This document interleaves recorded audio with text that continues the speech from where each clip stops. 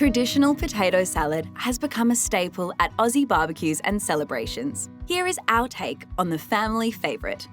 First, cook the potatoes in a large saucepan of boiling water for 10 minutes or until tender. Drain well and set aside to cool. Heat a non-stick frying pan over medium heat. Add the bacon and cook, stirring until crisp, then transfer to a plate lined with paper towel. Make the dressing by whisking mayonnaise, Dijon mustard, wholegrain mustard, half the chives and half the dill in a small bowl. Add a little water to loosen the mixture. Season. In a large bowl, combine the potato and 3/4 of the spring onion. Drizzle with the dressing and gently toss to combine. Transfer to a serving bowl. Finish it off by sprinkling with the bacon, remaining spring onion, chives and dill.